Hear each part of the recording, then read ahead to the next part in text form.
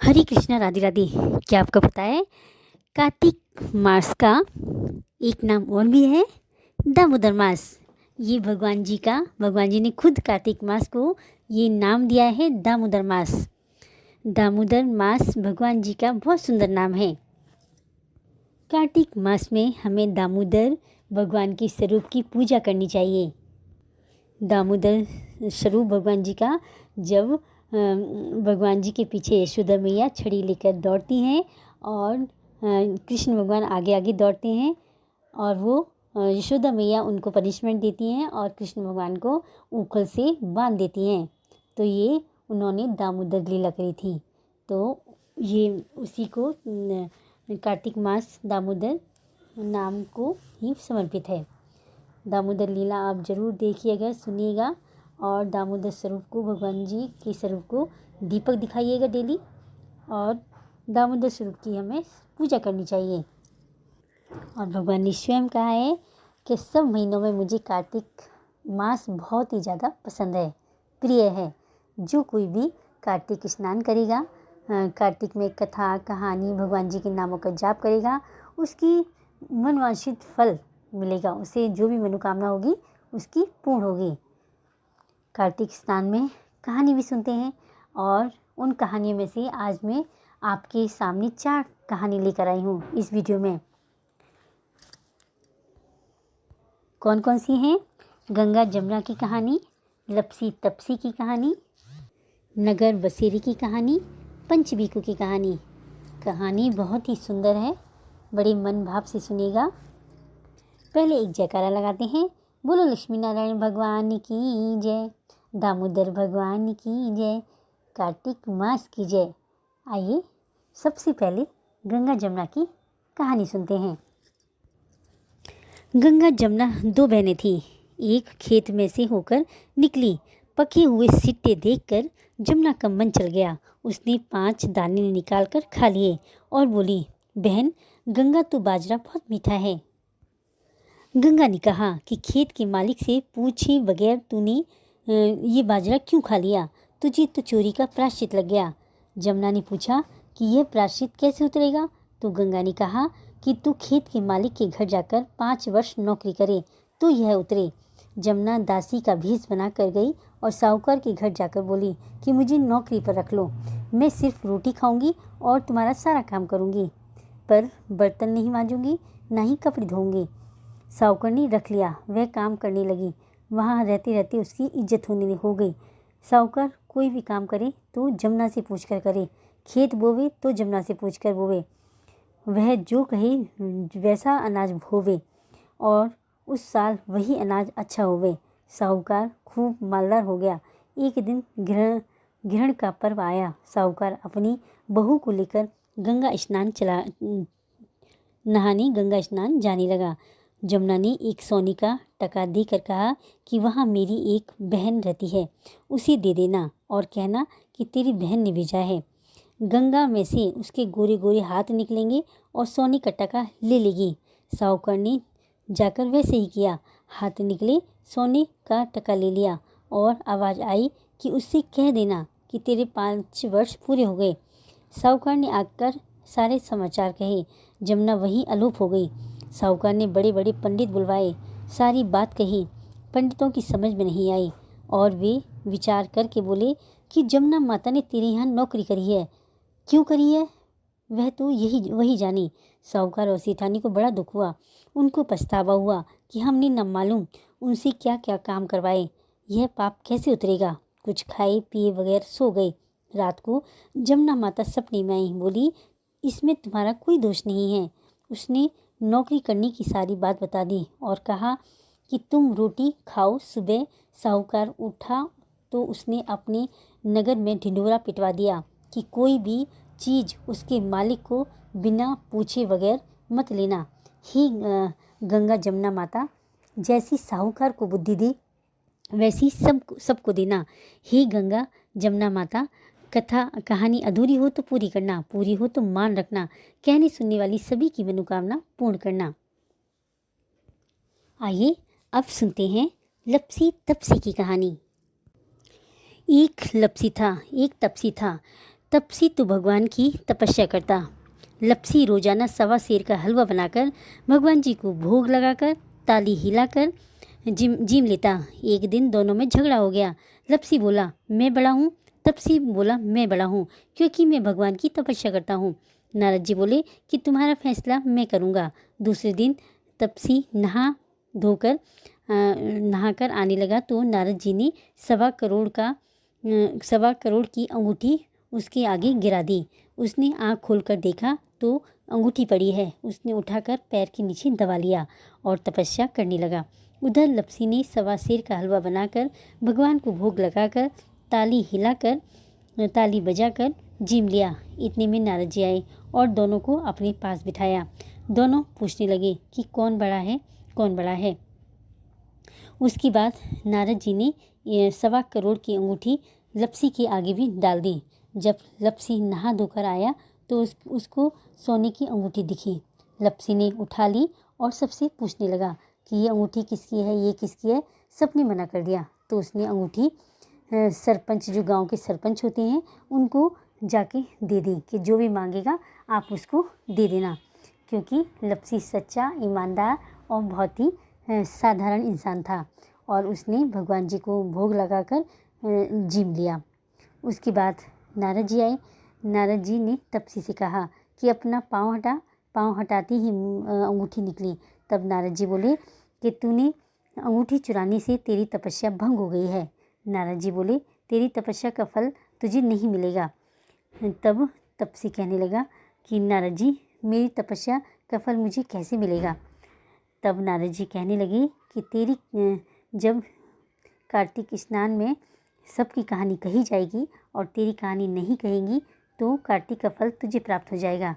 धोती देकर अंगोछा नहीं देंगी तो सीधा देकर दक्षिणा ना देवें, ब्राह्मण को जिमाकर दक्षिणा ना देवें, दीवा सास के हाथ न जोड़े तो तेरा पुण्य तुझे मिल जाएगा।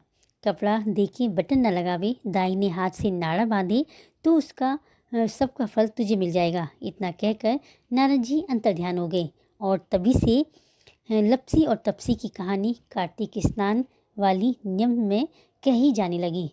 तो देखा आपने, तपसी कितनी तपस्या करता था, पर उसकी एक भूल की, एक गलती के कारण उसे तपस्या का फल नहीं मिला। और देखो लपसी कुछ नहीं करता था, सुबह नहा धोकर भगवान जी को भोग लगा के खुद जिम लेता था, लेकिन वो एक सच्चा भक्त था। उसके छल कपट नहीं था उसके अंदर, बहुत सीधा सच्चा भक्त था, इसीलिए उसको सबसे बड़ा माना गया। तो हम सबको भी ऐसे ही बनना चाहिए। चाहे पूजा थोड़ी करो, लेकिन अपना मन साफ रखो, किसी की चोरी नहीं करनी, किसी का दिल नहीं दुखाना, किसी को बुरा भला नहीं बोलना, तो हम भी भगवान के प्रिय हो जाएंगे। हे श्री हरि, कथा अधूरी हो तो पूरी करना, पूरी हो तो मान रखना, कहने सुनने वाली सभी की मनोकामना पूर्ण करना। आइए सुनते हैं नगर बसेरे की कहानी। एक जाट का एक भाट का था। दोनों गहरे मित्र थे। जाट का चला बहन के घर और भाट का चला सासरे। रास्ते में कुएं की पाल पर दोनों बैठ गए। जाट का बोला नगर बसेरा कर ले। भाट का बोला मैं तो सासरे जा रहा हूँ, खूब खातिर होगी, नगर बसेरा तू ही कर। जाट कुएं की पाल पर बैठकर पानी की घंटी और चावल का दाना लेकर नगर बसेरा करने लगा और बोला नगर बसेरा जो करे सो मल धोवे पाँव, ताता मांडा ताप सी देगी मेरी माँ, माँ न देगी पाप सी देंगी द्वारकावास, मीठा मीठा ग्रास वृंदावन का वास, पांचों पांडव छठे नारायण मेरा जीवड़ो श्री कृष्ण के पास, डालूं पानी हो जाएगी झट से निकल जाए मेरा जी, तो कर करा के चल पड़ा। जाटके की बहन ने बूरा चावल जिम कर खूब बातचीत की। भाट का पहुंचा सासरे में जाकर उसकी आग लग गई। बुझाते बुझाते राख उठाते उठाते हाथ भी काला हो गया, मुंह भी काला हो गया। रोटी न पानी, पड़ोसन आई, बोली जवाई आए हैं, उसकी भी तो पूछ लो। सास बोली क्या करूं, मेरा तो सब कुछ जल गया। पड़ोसन ने एक रोटी और छाछ दी, उसने खा ली। शाम को दोनों फिर मिले। दोनों अपनी अपनी कहने लगा। भाट का बोला मेरे ससुराल में तो आग लग गई, बुझाते बुझाते हाथ भी काले हो गए, मुंह भी काला हो गया, रोटी न मिली न पानी, जाट का बोला, मेरी तो खूब खातिर हुई, मैंने कही थी ना नगर बसेरा कर ले। बोला, अब कर ले। भाट उसने अभी भी मना कर दिया। तेरी मावसी है पता नहीं, रोटी दे या न दे, मेरी तो माँ है। दही और छूछली चूरमा की पेड़ी धरी पावेगी। भाट ने नहीं किया। जाट ने नगर बसेरा किया। बसेरा जो करे सो मल धोवे पाँव, ताता मांडा तापसी देगी मेरी माँ, माँ न देगी मापसी देगी द्वारकावास, मीठा मीठा ग्रास वृंदावन का वास। पांचों पांडव छठी नारायण, मेरा जिबड़ो श्री कृष्ण के पास। डालूं पानी हो जाएगी, झट से निकल जाए मेरा जी। करके चल पड़ा। घर पहुँचते ही जाट की मावसी से बहुत लाड चाप किया। भाट का घर गया तो उसकी भैंस खो गई। बाप ने एक लाठी धरे एक उठावे, बोला कि ससुराल गया था, आग लगा दी, यहाँ आया तो भैंस खो दी। पहले भैंस खोज कर ला, तभी रोटी पानी मिलेगी। सारा दिन हो गया ढूंढते ढूंढते, पर भैंस नहीं मिली। बाजार में फिर दोनों मिले। जाट ने पूछा, क्या खबर है? भाट बोला कि आते ही मेरे बाप की भैंस खो गई, दिन से ही ढूंढ रहा हूँ, रोटियों का ठिकाना नहीं। जाट बोला, मैंने पहले ही कहा था कि नगर बसेरा कर ले। भाट बोला कि तेरे नगर बसेरे में इतने गुण हैं तो अब कर ले। दोनों नगर बसेरा करने लगा। जो करे सो मल धोवे पाँव, ताता मांडा तापसी देगी मेरी माँ न देगी मापसी देगी द्वारकानाथ, मीठा मीठा ग्रास वृंदावन का वास। पांचों पांडव छठे नारायण, मेरा जेवड़ा श्री कृष्ण के पास। डालूं पानी हो जाएगी, झट से निकल जाए मेरा जी। उन्होंने नगर बसेरा किया। आगे चले तो रास्ते में भैंस मिल गई, लेकर घर गया। माँ बोली, लड़की को आते ही निकाल दिया, सारा दिन हो गया, भूखा प्यासा घूम रहा है। उसको खूब अच्छी तरह से जिमाया। उन्होंने सारी नगरी में ढिंढोरा पिटवा दिया कि सब कोई कार्तिक में और पीहर सासरे में आते जाते नगर बसेरा जरूर करे। बोलो नगर बसेरा की जय।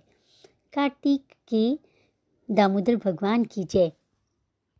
आइए अब सुनते हैं पंचभिखु की कथा। एक साहूकार की बेटी की बहू थी। वह कार्तिक के महीने में सुबह जल्दी उठकर गंगा जी नहाने जाती थी। वह पराई पुरुष का मुंह भी नहीं देखती थी। राजा का लड़का भी गंगा जी नहाने जाता था। राजा का लड़का कहता कि मैं सुबह नहाता हूँ, मेरे से पहले कोई भी नहीं नहाता। जब 5 दिन कार्तिक के रह गए तो उस दिन साहूकार की बेटी की बहू नहा कर जा रही थी और रास्ते में राजा का बेटा आ रहा था। शोर सुनकर जल्दी से जाने लगी, जिससे अपनी मोती की माला वहीं पर भूल गई। तब राजा के बेटे ने वह मोती की माला देखी तो देखकर कहा कि जिसकी ये माला है वह कितनी सुंदर होगी। जो पहनने वाली माला इतनी सुंदर है तो पहनने वाली कितनी सुंदर होगी। बाद में सारी नगरी में ढिंढोरा पिटवा दिया कि जिसकी भी यह माला है वह मेरे पास 5 रात आएगी, तब मैं उसकी यह माला दूंगा। और खुद वहाँ तोते का पिंजरा टांग कर बैठ गया। सुबह साहूकारनी की बहू आई तो पहली पैड़ी पर पाँव रखा और बोली, अगर मैं सच्ची हूँ, मेरे में सत है तो इसे नींद आ जाए। भगवान ने उसका सत रखा और उसे नींद आ गई। और तोते से पूछा कि क्या वह आई थी? तो तोते ने कहा, आई थी। अप्सरा जैसी बिजली, होली जैसी छलकामड़ी, गुलाब जैसा रंग। राजकुमार ने कहा कि आज तो मैं उंगली चीर कर लेट जाऊंगा, फिर भी मुझे नींद नहीं आएगी। दूसरे दिन वह उंगली चीर कर बैठ गया। जब वह आई तो भगवान से प्रार्थना करने लगी। उस दिन भी राजकुमार को नींद आ गई और वह नहाकर चली गई। तब उसने उठकर तोते से पूछा, क्या वह आई थी? उसने कहा, हाँ आई थी। फिर उसने कहा कि आज तो मैं बिना बिस्तर के बैठूंगा। और वह रात को बिना बिस्तर के बैठ गया। जब वह नहाने आई तो फिर से भगवान से उसने प्रार्थना की तो राजकुमार को नींद आ गई। जब वह नहाकर जाने लगी और आंख बंद करके चली गई, राजकुमार ने उठकर देखा तो तोते से पूछा, क्या वह आई थी? हाँ आई थी और वह नहाकर चली गई। तो आज तो मैं आग की अंगीठी रख कर बैठूँगा, जिससे मुझे नींद नहीं आएगी। और वह अंगीठी में आग जलाकर बैठ गया। साहूकार की बहू आई तो भगवान से कहा कि 4 रात तो निकल गई, परंतु आज की रात भगवान जी निकाल दो और राजकुमार को नींद आ जाए। भगवान ने उसका सत रख दिया और राजकुमार को नींद आ गई। जब वह नहाकर जाने लगी तो वह तोती से बोली कि पापी हत्यारे से कह दीजो कि मेरी 5 रात पूरी हो गई, इसलिए मेरी मोतियों की माला मेरे घर भेज दे। फिर राजकुमार ने तोती से पूछा कि क्या वह आई थी? तोती ने कहा कि हाँ आई थी, उसने कहा है उसने अपनी माला मंगवाई है। तब राजकुमार ने सोचा कि वह तो सच्ची थी, उसका तो भगवान ने सत रख लिया। थोड़ी ही दिन बाद राजकुमार के शरीर में कोढ़ हो गया। तो राजा ने ब्राह्मण को बुलाकर पूछा कि मेरी बेटी का शरीर क्यों जल रहा है? तब ब्राह्मण ने कहा यह एक पतिव्रता स्त्री पर बुरी नज़र रखता है, इसीलिए रोग लगा है। तब राजा ने पूछा कि यह कैसे ठीक होगा? तब ब्राह्मण ने कहा कि उस साहूकार की बहू को धर्म की बहन बना ले और उसके नहाए हुए जल से नहाए तो इसका कोढ़ ठीक हो जाएगा। राजा ने उसकी माला लेकर उसके घर गया और साहूकार से कहा कि यह माला उसकी बहू की है। बाद में राजकुमार बैठ गया और उसके नहाए हुए पानी से नहाया तो उसकी चंदन जैसी काया हो गई। हे पंचभिखु देवता, जैसे साहूकार की बहू का सत रखा वैसे सबका रखना। कहने सुनने वाले सभी की मनोकामना पूर्ण करना। हे श्री हरि, कहानी अधूरी हो तो पूरी करना, पूरी हो तो मान रखना। कहने सुनने वाली सभी की मनोकामना पूर्ण करना। बोलो पंचभिखु की जय, हमारे ठाकुर जी की जय। अगर वीडियो अच्छी लगी हो तो लाइक करें, कमेंट करें, मीनूज़ लाइफ स्टाइल को सब्सक्राइब करें। हरे कृष्णा, राधे राधे।